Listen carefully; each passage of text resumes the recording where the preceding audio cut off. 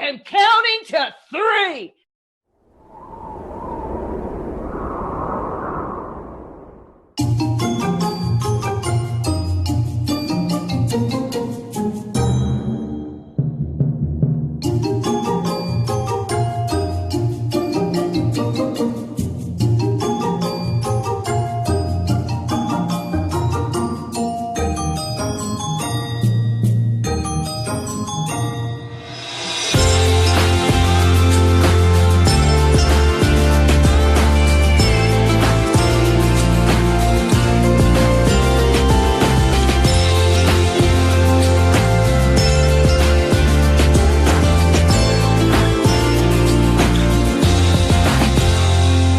Hi, my name is Stacy Pederson, and I'm super happy to be here. I'm going to tell you a little bit about myself since you don't really have a clue who I am. The first is that I am a mother of several amazing children who I love so much when they're not with me. One of the things that I did learn about life that, again, I will share later on when I share my story, is just the value of living the life that you have now as well as you can, no matter what the circumstances. And it's hard to hear, especially if you are someone who's going through a challenging time, to be like, oh yeah, I'm supposed to be happy. And so that's what today is hopefully for. It's to help give you some tips and tricks to lower your stress and improve your overall quality of life just by little things, so that when those big things happen, you're able to basically stay afloat. We're going to be talking about the 7 habits of highly stressful people. And I'm going to ask you today that you will walk away and just pick one thing. One thing. That's all I'm asking. You can do anything you hear today. I would like for you to take one thing and say, I'm going to start implementing that. Can you do that?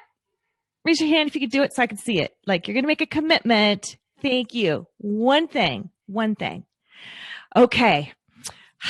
So, are you ready to learn the habits? It is, drum roll, exercise. I know. I told you it was not exciting. Studies show over and over again, as you know, that exercise is super important because it releases all these positive endorphins and it makes you feel better and it lowers stress. And I'm here to tell you today that that is fine for all of you. But I am actually allergic to exercise. I am, because here's what happens when I start to exercise. My heart starts pounding. I feel like I can't catch my breath. Things start hurting all over. My face turns red. I break out in a sweat. And if you look up an allergic reaction on the internet, those are the exact symptoms. Exact.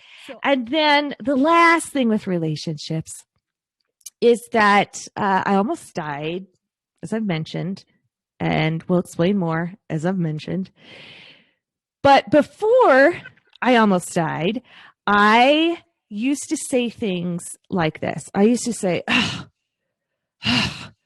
man, I have to hurry up and get him to school, and then I got to go to work. And then as soon as I'm done, I got to get off. I have to, go get so-and-so to practice. And then I have to make sure I'm home in time to cook dinner. And then I have to get that little under. I have to.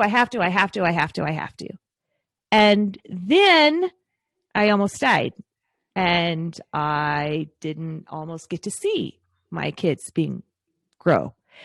And the mind shift that happened for me was, rather than saying I have to, it went to I get to. So it was like, wow, I get to be the one to take them to school. I get to be the one to make them a meal. I get to be the one to deal with their teenage angst. Me. And, it even passes on with your significant other. Like, I get to be the one of all the billions of the people on the planet. I get to be the one to pick up your underwear off the floor. That's me. I get to do that. But it is true. It changes your mindset, even moving from I have to I get to, even with your job.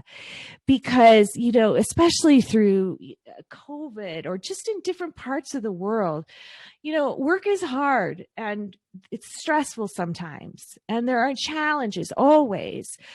But how many people in the world just want a steady job? And you get to have one. You get to go to work.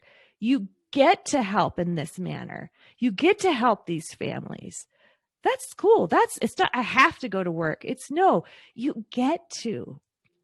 And it gives you this feeling of gratitude and joy just from switching those two words, have to get. So that is one of the things that you could commit to, of trying to do that with your mind.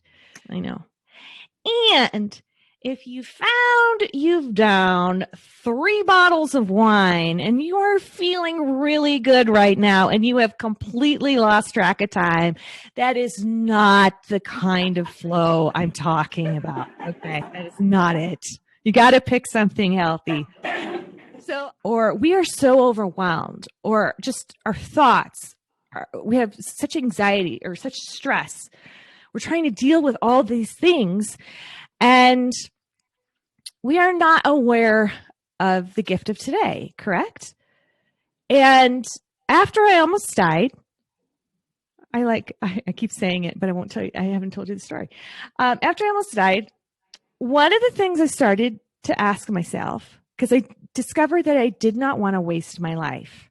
I didn't want to waste the days that I had been given. I wanted to live them to their fullest. So what did that look like? It really was just a simple question. This question was, have I lived today? Have I lived today? So this is what this looks like. I would encourage you to maybe set your alarm for, 10 minutes before you go home from work. Could be that, or it could be in the evening after dinner, like 7:00, something. You set your alarm, and when the alarm goes off, you ask yourself, have I lived today? Have I just survived? Have I just existed? Or have I actually done something that makes me feel alive? And if the answer is no, the reason I like thinking about that right before you get off work is you still have time. And if the answer is no, then you have time to do something about that. Now, what does it mean to have I lived today? Does that mean I'm supposed to jump off a bridge? No. And I'm written up in the New England Journal of Medicine because they don't know why they could not kill that infection. So it's like not the kind of famous you want. I don't recommend it. Don't go that route.